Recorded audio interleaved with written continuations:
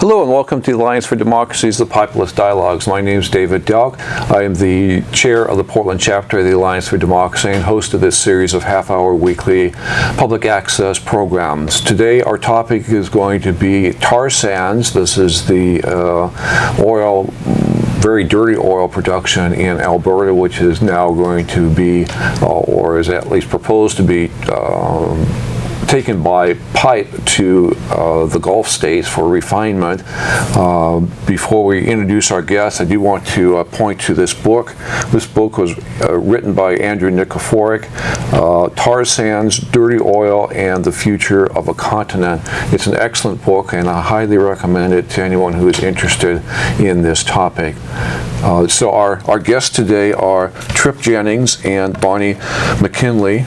Trip is a graduate of the University of Oregon and professional kayaker turned filmmaker and conservationist. He directed earlier this year a video called Spoil about the Great Spirit Bears and stopping oil pipeline going to the west coast of Canada. Bonnie works with the Sierra Club's Beyond Coal campaign and recently was the second of 1,252 people arrested at the White House protesting the tar sands Keystone pipeline. So welcome to the program, both of you. Thanks for having us. Thank you. Good, yeah. So, Trip, first of all, let me ask you, you're a professional kayaker. How'd you go from being a professional kayaker to being concerned about this question of tar sands production? Well, I mean, I feel like for me it was a very short step from having the opportunity and the privilege to travel around the world and experience some of the most beautiful places that are left, some of the most pristine, intact, wild places that on the sides of these amazing rivers that I get to experience. And I first went through Alberta years ago, before the tar sands was sort of a hot topic, and in order to get to a lot of these rivers, I was at that point I was going to the Northwest Territories, and in order to get to a lot of these rivers, you have to go through some of the most destroyed places in the world, the places that have really seen the brunt of industrial development and extraction, and the tar sands are one of them. And you can't be in Alberta or even northern British Columbia without feeling the presence of extraction industries and the impact it has on the land. And so for me, with the tar sands and with a number of other issues, I couldn't just play in these places. I had to work to protect these places, and there's a lot at risk in northern Canada right now, and I think the tar sands are sort of leading the charge as the most destructive industrial project on the planet. So if we want to protect wild places, this is a really good place to start. Okay, good. So connecting some issues for you. And so I ask you the same question. What's the connection for you between opposing the use of coal and the tar sands production? It's another form of carbon emission. Exporting it to another country, China, India, any place in Asia, as has been proposed, just increases carbon for all of us, for the entire planet. Mm-hmm. Okay, good.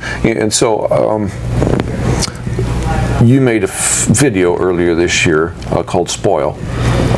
Tell us a little bit about that and the Great Spirit Bears. What's that about?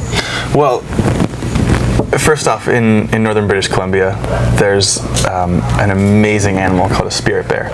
It's rarer than the panda in numbers. There's 200 of them in the world. It's a pure white black bear. It's not an albino. It's a genetic trait, and for some reason it hasn't been selected out of the gene pool up there.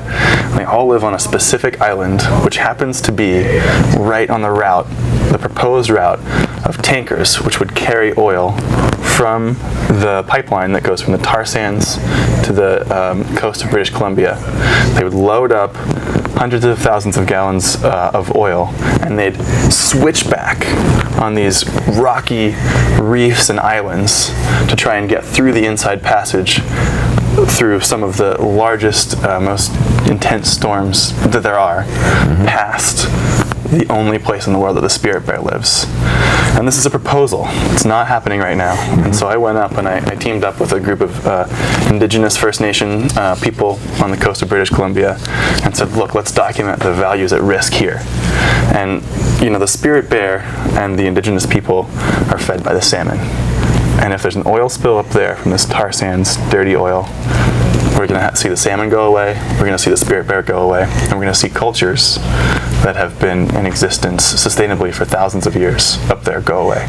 And so that's what this film is about, Spoil. Okay, great, right. And I understand that there's a website where people can actually go and download this. Right, exactly. It's 45 minutes, and I try to put all of my work, environmental work, out there for free so people can watch it. This is a movement tool. This is an educational tool. So if people go to spoilfilm.com, they can see the trailer, and it'll link to the full film. Okay. And of course, if people just Google your name, they get all the videos and information about all your kayaking, but this film doesn't come up, so the web address again is? It's spoilfilm.com. Okay. Or people can go to YouTube and just Google Spoil Spirit Bear, and it'll pop up.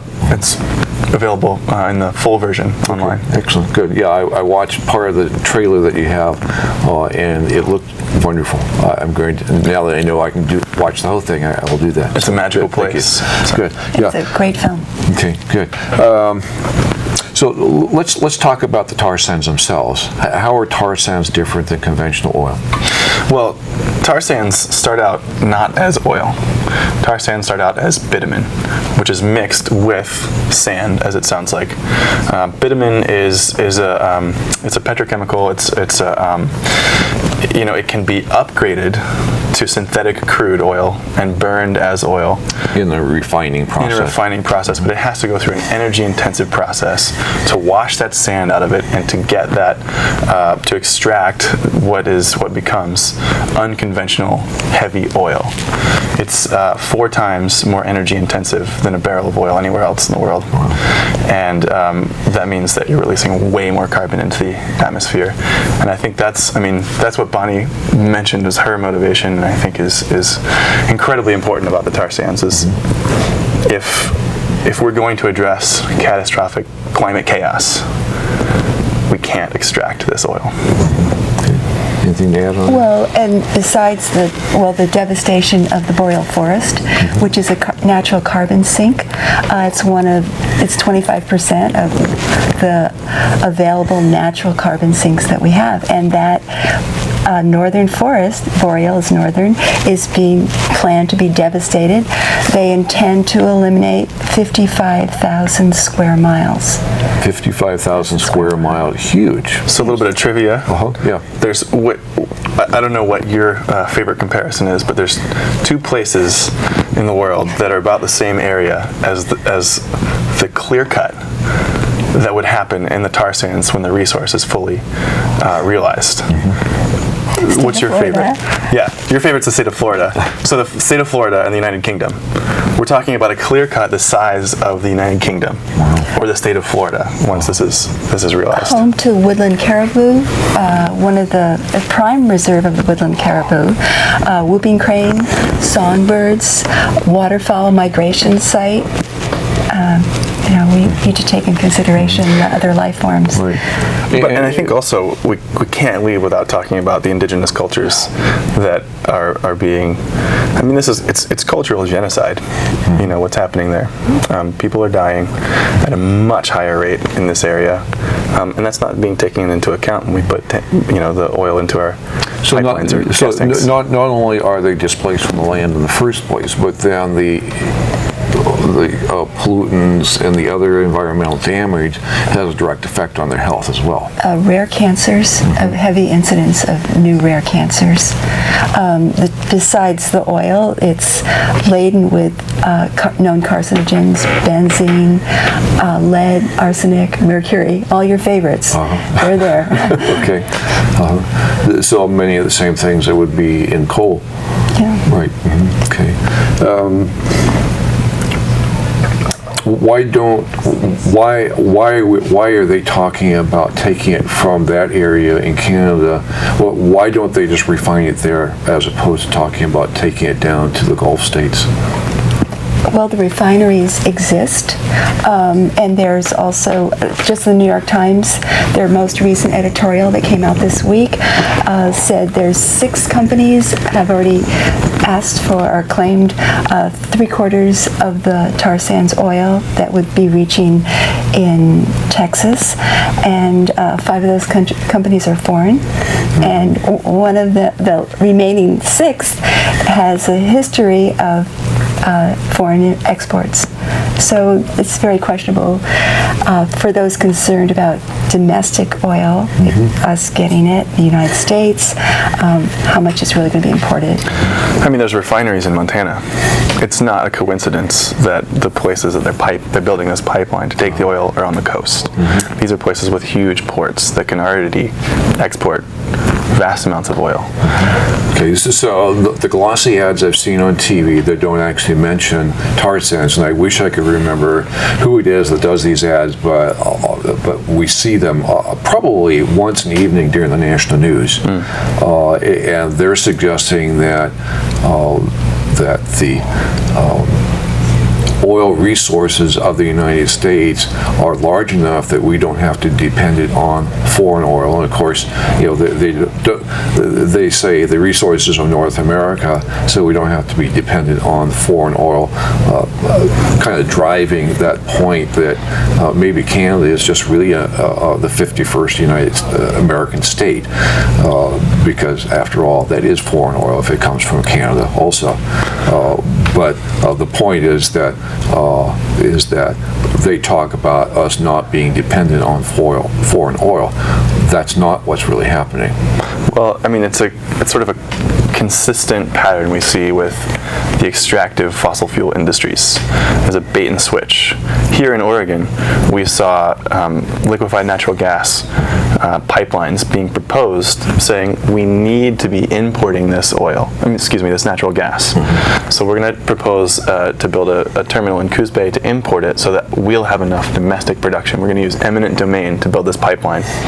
And so once we get all the permits, and once we've fought this tooth and nail, but once they are sort of legally permitted to build this pipeline, we see earlier this summer that it is a bait and switch. It's now all about export so that they can make more money abroad with their oil. And so, I mean, we have to realize that this is an industry based on making a killing, not based on providing the U.S. what it needs. So, I mean, I think we have to take what they say with a grain of salt.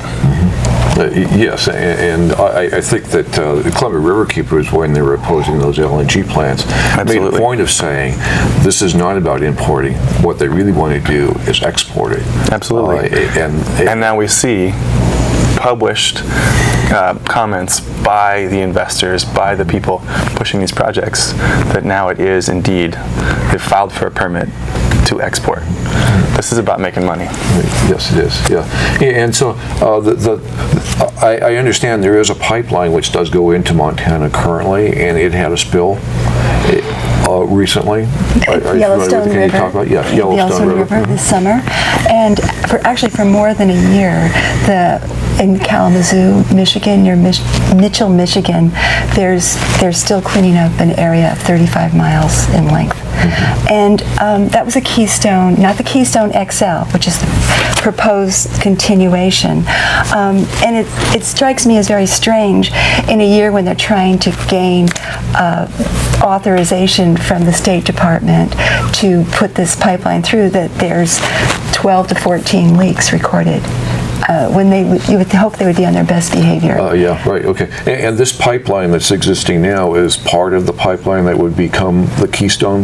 The Keystone, this is visible. Anyway, the Keystone is proposed to come from Hardisty, Alberta, through Montana, South Dakota, Nebraska, Kansas, Oklahoma, to Texas, Nederland, Texas. And this dotted line is the proposed route. And there is some sections of previous pipelines. One of the issues with the pipeline is this tar sands oil is highly abrasive. There's still a great deal of sand content to it, and plus the corrosive chemicals involved. So people, particularly in Nebraska, are concerned of spills in their state through the Ogallala water aquifer, which provides fresh water for over 5 states, and the sandhills of Nebraska. So the governor, the Republican governor, and 2 senators have proposed that it be rerouted, but TransCanada, who's responsible for the pipeline, said it cannot be rerouted, and so it may be coming up in the Nebraska state legislature. Oh, okay, all right. And tell us about about the size of this pipeline, and what some of the other environmental potential problems are for it. Well, the leaks, the current Keystone has a diameter of 30 inches. The proposed Keystone XL is 36 inches. A lot of it is to be placed underground, a certain amount of covering because of the cold climates that it'll be going through in the prairie states, which could interfere with detection of leaks since it's not continually surveyed. Okay, all right. And the leaks that they have happened in this segment that's going into Montana now, I understood that there was great difficulty in controlling it because the oil itself was acting differently than conventional oil. Well, the sand content, it's thicker, it's different, it needs intense refining, and that refining also brings more carbon emissions into the air. Yeah, right. And I think that the difference was that it's heavy and it sinks instead of floating on the top, where we normally expect oil to be. And so the cleanup effort was staggering in comparison to what would be expected from those size of leaks. It's true, and we also see consistent corners being cut by pipeline companies. The spill that you mentioned in Michigan in the Kalamazoo River, I spoke at length with one of the workers on the cleanup crew there, who was contracted by Enbridge, the pipeline building company, and he had documented time and time again after a large spill in the Kalamazoo River, which was in his backyard, he was being instructed to cover up oil here with bits of grass or with dirt, and he was actually fired for saying, look, this is my home, and you aren't paying to clean it up. You're paying me to cover it up. Oh, yeah. So he was fired from the cleanup effort, and this is a consistent thing. I think that you bring up the containment of spills and the shutting off of pipes, and we're being told time and time again, oh, this is new technology. It's not going to leak, but there isn't a pipeline that's been built that hasn't leaked. This is propaganda that's sort of being pushed on the public to believe that this pipeline will be different. But if we look at their track record, we're going to have leaks in the Ogallala aquifer. We're going to have more leaks in the Yellowstone River, the longest undammed river in the United States. This is a choice to exchange this dirty oil for our clean rivers. Let's talk about what got you to Washington, D.C. and what got you arrested. Well, I heard about it in June. I follow Bill McKibben pretty regularly of 350.org, and it was his new push. Let's try something different. Let's try civil disobedience in Washington, D.C. So starting August 20th through September 2nd, 1,252 of us went to Washington, D.C. We took a train, my husband and I, and we had training in civil disobedience and appeared at Lafayette Square right across the street from the White House. And we gathered together and talked and sat down in place, and I just happened to be the second person. It was a fine moment because we were arrested on a Friday and there was no judge in place. We were there for the entire weekend, so we were there Saturday and Sunday and got out Monday afternoon. The men were in very warm cells. The women were in very cold cells. It was a great deal of camaraderie. I never for a second regretted being there. I wasn't afraid. I'm very afraid of the tar sands and it coming to reality, and so happily did it. Yeah, and you took a train, is that what you said? Took a train, of course. I don't fly. Okay, good. I don't fly either, so it's been more than a decade since I've been in a plane. We got arrested with Daniel Choi, of the Crusader for the Abolition Against Don't Ask, Don't Tell, and Gus Spath, who was one of the co-founders of the National Resources Defense Council. And he made us, that man graduated summa cum laude from Yale, and he had positions with the Clinton White House and the UN and a number of universities, and yet he said being in jail was one of the best places he'd ever been, and he was very proud to be there. And we were also arrested with Bill McKibben. Oh yeah, okay, all right, good. And I know that there were other people from Oregon that went and were arrested. Yes, there were 10 of us. Well, I've contacted 10, and there's another. There's a few more I keep bumping into. Okay, so. all right, good. All right, well that's excellent.